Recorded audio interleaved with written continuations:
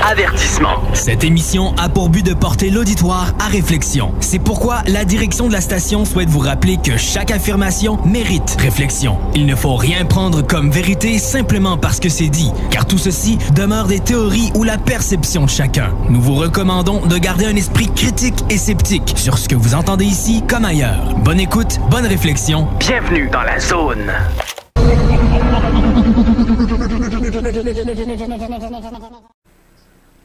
Bonjour, on est de retour avec Marc Saint-Germain, toujours. Là, on était sur le point de parler un peu des enquêtes que tu as faites, en fait. Peux-tu nous en donner quelques-unes en particulier, là, des entrevues que tu as faites?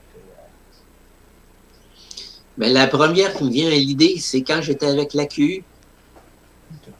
C'était une observation d'OVNI triangulaire dans le coin du lac Supérieur. Ça, c'était quelque chose parce que tu avais 2 témoins. Puis ils ont vu ça de très près. Ils ont vu ça comme l'autre bord de la rue chez eux. C'était gros, une affaire de 300 pieds de long. Wow. Ça passait tranquillement, puis ça faisait pas de bruit. D'ailleurs, si vous cherchez sur YouTube, on a fait une entrevue avec les témoins. Ah, OK. Puis, il y a un beau petit montage. Les gars de la Q, ils avaient fait de quoi de pas pire dans ce moment-là. Mais quand tu parles de YouTube, c'est sur le MUFON? Non, c'était avec l'AQU dans ce temps-là. OK. Parce qu'avant, j'étais directeur régional des Laurentides pour l'Association québécoise d'ufologie. Puis à un moment donné, j'ai quitté. C'est après ça que je suis rentré avec le MUFON. OK. Parce que je voulais avoir quelque chose pour les enquêteurs comme un manuel de base, puis un code d'éthique, puis tout ça. Chose qu'on n'avait pas à l'AQU. Puis à un moment donné, quand j'ai commencé à parler de ça, il y a un de mes collègues a dit « Hey, c'est lui qui me parlait du MUFON. » Il dit « Le MUFON, c'est exactement ça qu'ils font. » Puis là, quand j'ai commencé à m'informer là-dessus, là, c'est appareil comme... Tu sais, quand on dit ça fit comme un gant, toute leur façon de marcher, c'était exactement ça que je voulais. Fait que ça a fité bien avec le MUFON. Comme ça, clac. OK. Fait que là, quand tu es allé enquêter sur le gros triangle, est-ce qu'ils ont vu autre chose que le triangle? S'est-tu passé quelque chose d'autre? Ben déjà, l'observation, c'était pas mal quelque chose parce que c'était des gens qui, normalement, ne croyaient pas à ça. Okay. Ils ont pogné de quoi? Ah ouais. C'était-tu longtemps? Ça a-tu été là longtemps, là, ben, ça a passé, ça a pris quelques minutes. Ça a passé... La dame, elle sortait, c'était sa galerie, je pense que c'était pour sortir des chats, je ne sais plus trop quoi. Puis là, elle a vu ça au-dessus de la maison de son voisin en face. Oui. Ça passait tranquillement, pas de bruit. L'estimation de la grandeur de l'OVNI, c'est venu comment? C'est la dame qui a fait une appréciation? Ben, avec la dimension de la maison puis le terrain en face. OK. C'est son conjoint aussi qui... Les deux m'ont fait un croquis. OK. C'est à partir de leur témoignage, justement, puis là où ils ont pu voir l'OVNI, qu'ils ont pu déterminer que c'est à peu près 300 pieds. Ouais. C'est énorme, hein? C'est grand, ça, 300 pieds, là. Mais quand tu te rends compte, c'est correct si je te tutoie, premièrement. Oh, ben oui. OK. C'est une façon, je vais partir du dessus, puis je vais aller au bout après, puis ouais. Fait que c'est ça, c'est quand tu es allé, est-ce que comment que les gens réagissent à ça? Est-ce qu'ils sont en panique? Est-ce qu'ils sont émerveillés? Ou comment que les gens vivent ce moment-là? Ben, ça dépend des gens. Je te dirais que la dame, elle était pas mal virée à l'envers. Elle était bouleversée. Le gars, lui, tu sais, c'était comme wow, mais tu sais, pas plus que ça. OK. Fait que c'est ça, les gens prennent les choses différemment pour un ou pour l'autre. Des fois, ça change la vie avec quelqu'un, puis d'autres fois, c'est certain. Ça ça change tout ton paradigme de pensée au complet. À ton avis, est-ce que ça serait quelque chose qui était humain ou d'ailleurs? Mais je te dirais que les ovnis triangulaires, j'ai remarqué avec le temps que ça avait rapport avec les enlèvements aussi. OK. C'est souvent les enlèvements, les vaisseaux sont triangulaires. Peut-être pas souvent, mais ça arrive. OK. Fait que ça ne sera peut-être pas des positifs. Là. Justement, dans le cas des enfants de Sylvie P., à un moment donné, on fait une régression, puis c'est un enlèvement. Puis quand elle sort de sa maison par la fenêtre, tu sais, parce que quand il y a des cas d'enlèvement, tu vois ça, les gens, ils se voient sortir par les murs, par les fenêtres, par les portes, à travers la matière. On dirait que la matière a plus de solidité dans ce temps-là. Oh, ouais. Puis là, elle voit ça, le grand triangle, elle s'en va là-dedans. Mm-hmm. Est-ce qu'elle a vu les détails, est encore avec la mémoire de ce qui était à l'intérieur? Ben ça, c'est dans le livre. Oui. Fait qu'elle donne... Je veux vendre le livre, mais c'est juste parce que c'est beaucoup de détails quand même. Oui, mais elle a donné des détails dans ce livre-là. On peut y retrouver des détails. C'est pour ça que ça faisait un gros cas, cette histoire-là. Oui.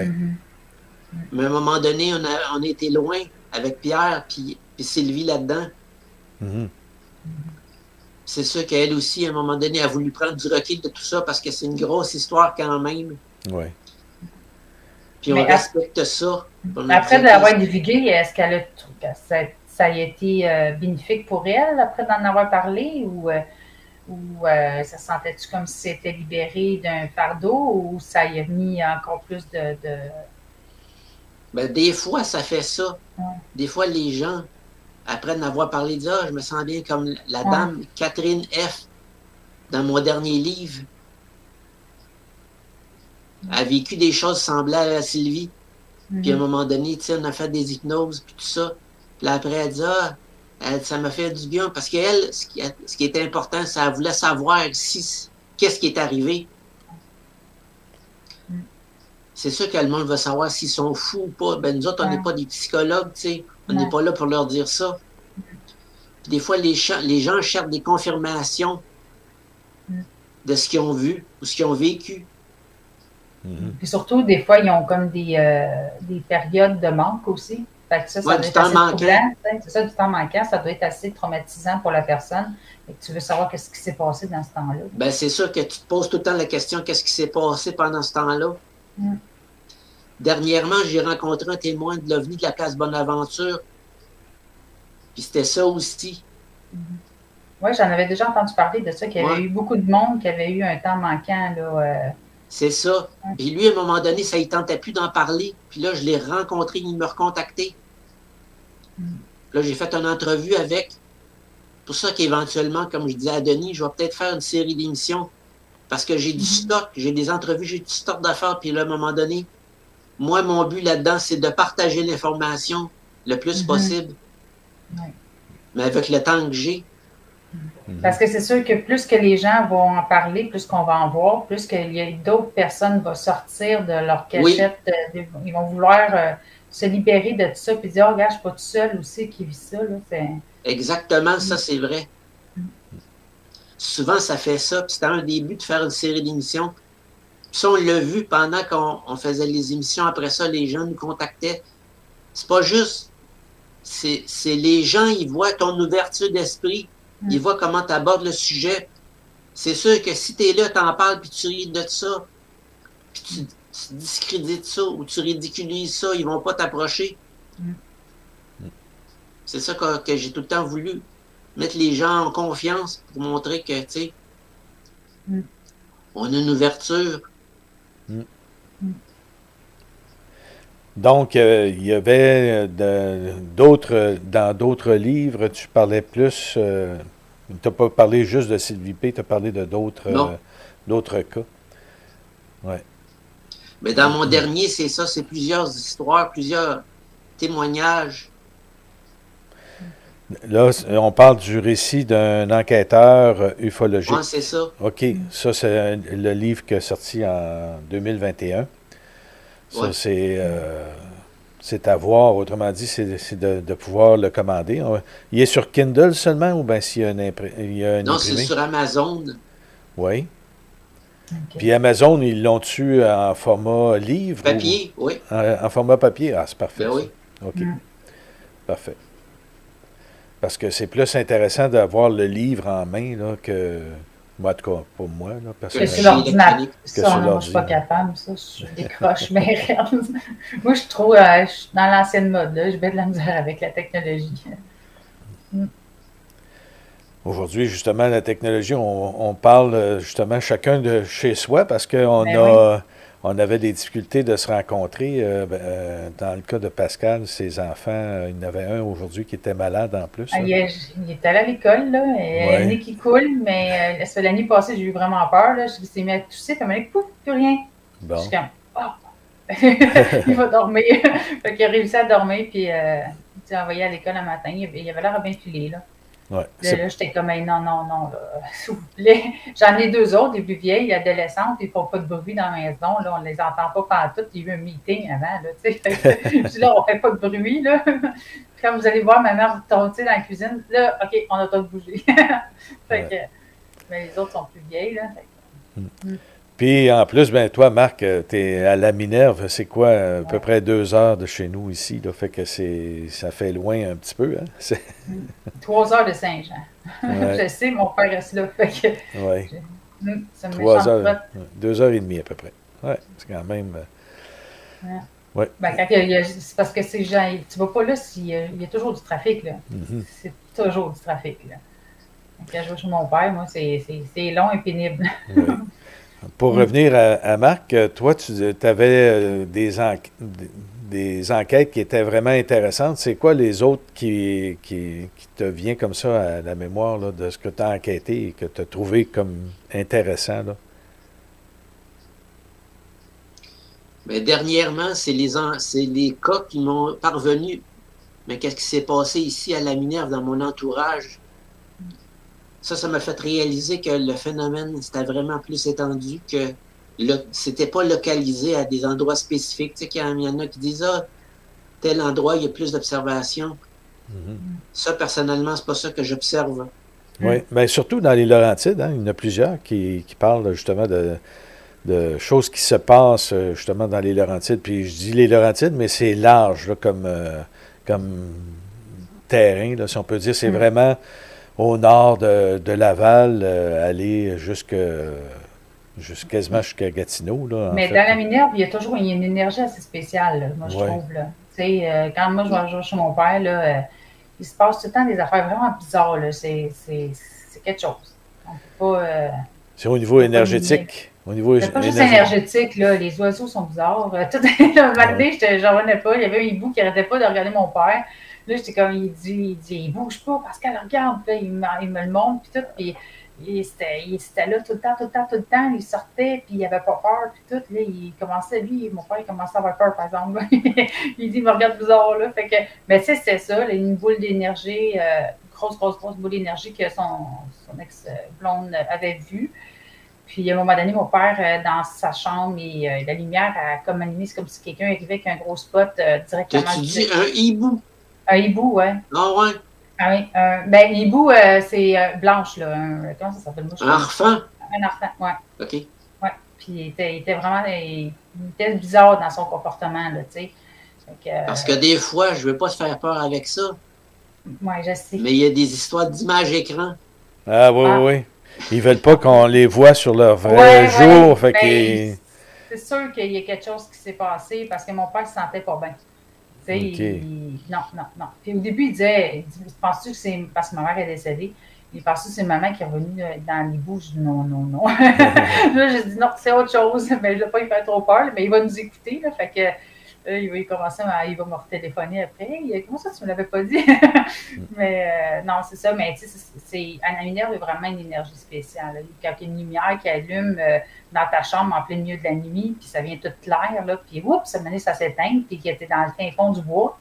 Tu te poses la question, là, il n'y a pas de rue qui passe à côté de mon père. Mon père, c'est vraiment comme plus creux. Là, il faut qu'il descende pour arriver chez eux. Là. Fait que, non, il y avait quelque chose de spécial. Mais là, Pascal, là, tu parles de quelque chose de ton père qui a vécu, mais Marc a vécu la même affaire aussi, là, de la lumière qui était spéciale, qui rentrait par la fenêtre, qui éclairait la chambre à 3 heures du matin, là, 3h30 du matin. Je pense que c'est quelque chose que tu pourrais raconter, ça aussi, Marc, ce qui est arrivé. La première fois, je pense que tu n'avais pas tenu compte de ça trop, mais La deuxième fois avec Annie, je pense que tu avais eu... Non. Non? Tu te rappelles pas de ça? Tu te trompes peut-être de personne, Denis. Non. Moi, parce que c'est un de mes amis. Ah, c'est un de tes quelque amis. Chose, ouais. OK. C'était pas moi. OK, c'était-tu chez vous ou... Non. Non, OK. C'était des Laurentides, mais c'était pas moi. C'était pas chez moi. Encore une fois, les Laurentides. Je pense qu'il y a quelque chose là, hein? Fait que, as-tu d'autres, justement, témoignages dans le coin des Laurentides là, qui étaient intéressants aussi? Au niveau, par exemple, des ovnis ou de rencontres ou des choses comme ça, là? Bien, il y en a eu plusieurs, comme je te disais, dans le coin ici. Puis à un moment donné, les parallèles que je pouvais faire, c'était au niveau des années puis des types d'observation. Parce que, tu sais, tu as premier, deuxième, troisième, quatrième type. Oui. Quatrième type, c'est quoi? C'est télépathique? Non, c'est l'enlèvement. L'enlèvement lui-même, Ouais. OK. Et qu'est-ce qu'il y a eu dans ton bout? Y a-tu eu les premiers, deuxième, troisième? Oui, il les a pas mal tout eu. Ah oui? OK. Ouais. Ah, mon père va commencer à avoir il va avoir la chienne. Il va dire, ouh!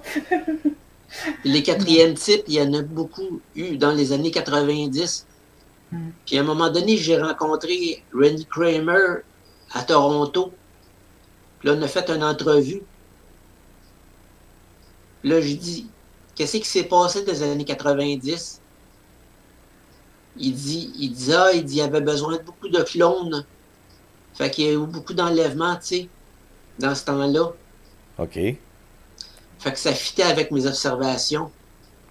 Quand on dit qu'il y avait beaucoup besoin de clones, c'est les clones qui servaient à quoi, à qui, comment? Des armées de clones. OK. Pour combattre. Ah oui. Ouais. Fait qu'ils venaient chercher des gens déjà quelque chose de spécifique, puis qui pour être capable de reproduire un peu le même genre. Non, mais tu sais, comme quand ils font des enlèvements chez des femmes, des fois, ils vont les inséminer. OK. Ils vont mettre des hybrides dedans. Ils vont mettre de quoi de bien spécifique avec ce qu'ils veulent. Quand ils font ça, après ça, ils viennent chercher le fœtus après 10-12 semaines. Puis là, ils continuent de le faire grandir dans des cubes, des incubateurs. Artificiels. Ouais. OK. Donc, ils ne partent pas de zéro dans un incubateur. Il faut qu'ils passent par une femme. C'est ça. OK. Puis il y en avait tellement au Québec dans les années 90 qu'à l'Université Concordia, il a fait un projet d'étude sur les enlèvements parce qu'il y en avait tellement. Puis là, il pensait que c'était un phénomène psychologique, que le monde il inventait ça ou je sais pas quoi. Puis là, moi, j'ai discuté avec un de ceux qui était en charge de ce projet d'étude-là de l'Université Concordia. Puis à un moment donné... À un moment donné? À un moment donné, il était pas vraiment à l'aise d'en parler. OK. Fait qu'il a fallu que je pousse. Ouais. Puis là, me référer à quelqu'un d'Ottawa, un autre. Puis le gars, il avait écrit un mémoire de maîtrise là-dessus, sur les enlèvements. Puis finalement, son mémoire de maîtrise, c'était juste pour dire qu'il fallait pas utiliser l'hypnose. C'était pas une bonne affaire pour les cas d'enlèvement. That's it. Dans le fond, ils ont utilisé ça pour amener ça vers un cul-de-sac. Je sais pas si tu comprends, ils font tout le temps ça. Ouais. Quand ils veulent plus en parler, ils trouvent une façon d'étouffer ça. Ou ils ridiculisent l'hypnose ou font des choses comme ça. Ouais. Puis je connais des gens qui ont participé à cette étude-là. Un autre cas que je vais te parler, Madame Boucher. OK. Elle avait vécu un enlèvement dans les années 70. Dans les années 70, c'était aussi quelque chose, vers la fin des années 70, il y avait eu beaucoup d'observations aussi à cette époque-là. Oh, il y a eu plusieurs vagues d'observations. Puis Mme Boucher, elle, c'était quoi exactement? Bien, elle, c'était pas pour les programmes de clonage, etc. C'était juste passé à donner de même, je pense. Parce que c'était des autres qui étaient comme tout en lumière de la façon qu'elle les voyait. Fait que c'est pas les gris typiques puis les grands gris, etc. OK. C'était plus positif. c'était plus neutre, mettons. OK. Puis c'était pourquoi que ça a fait enlever? Est-ce que c'était... Mais parce que ça a donné qu'il était là. Ah, OK. Ouais. Des fois, c'est difficile de trouver la raison. Ouais. Mais Même est-ce sous que... hypnose. Puis est-ce que tu penses, moi j'ai déjà entendu parler de ça, est-ce que tu penses que des fois c'est quelque chose qu'on choisit avant l'incarnation, genre? J'ai déjà Ça a entendu l'air que parler. nos vies au complet, tu choisis. Oui. Que T'es ça au serait courant de comme un dans deal quoi qu'on tu se donnerait. t'embarques. C'est ça. C'est comme un deal qu'on aurait eu, mettons, les personnes qui vivent ça avec eux autres pour que quand ils s'incarnent, ils vivent ce moment-là. Mais il y a toujours une histoire de karma dans la vie. Oui. C'est sûr que si on veut évoluer spirituellement, on doit régler nos karmas. Puis ça, c'est au niveau individuel, familial et de civilisation. Il y a des karmas de civilisation. Présentement, on est là-dedans. On est dans un karma de civilisation. Ça remonte à au moins 10-12 000 ans. Mais Tous ceux qui sont incarnés présentement, on vient en tant que civilisation vivre quelque chose collectivement pour faire élever notre niveau spirituel d'une coche. Oui, notre conscience. Puis est-ce que tu penses que c'est comme si notre civilisation en ce moment vivait qu'est-ce que ça s'est passé dans le temps de l'Atlantide ou des choses comme ça? C'est comme, pas si mal là, ça, ouais. C'est comme si là, c'était bon, ben OK, là, ils vont-tu faire les mêmes erreurs ou ils vont passer à un autre stade? Moi, c'est ce que Mais ça, c'est à nous autres de décider. C'est ça.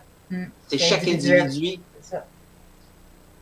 On est comme en test, c'est ça que j'ai l'impression.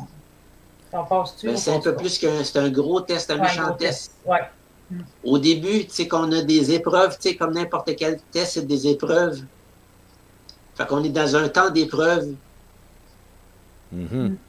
C'est ça qui va faire qu'on va devenir tous meilleurs, puis à un moment donné, on va pas être capable de regarder ça en rien par après. Puis on va être bien content d'être passé à travers de ça. Oui.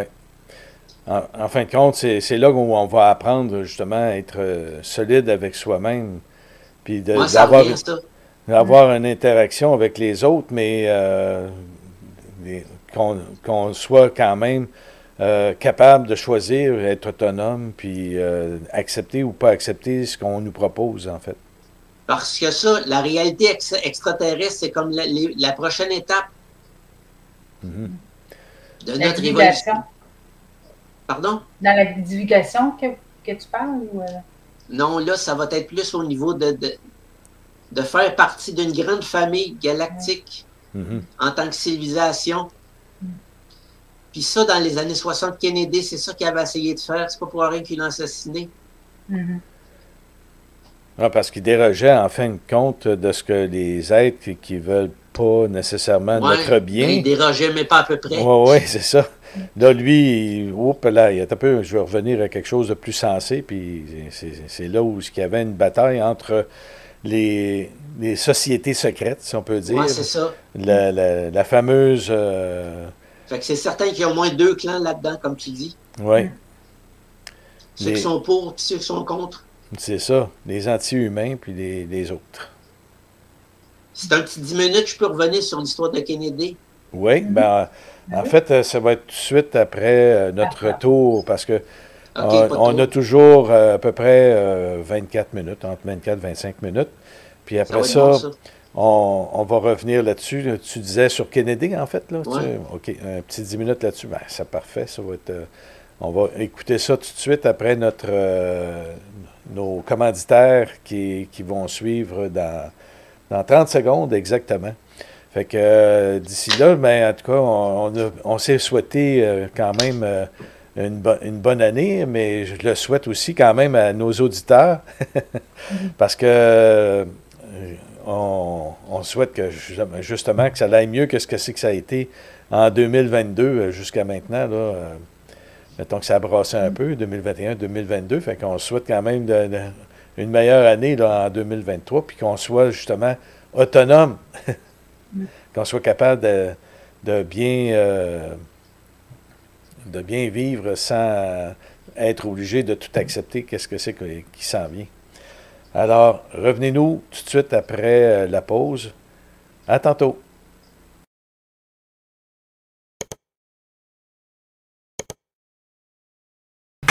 CJMD 96.9. Branché sur Lévis.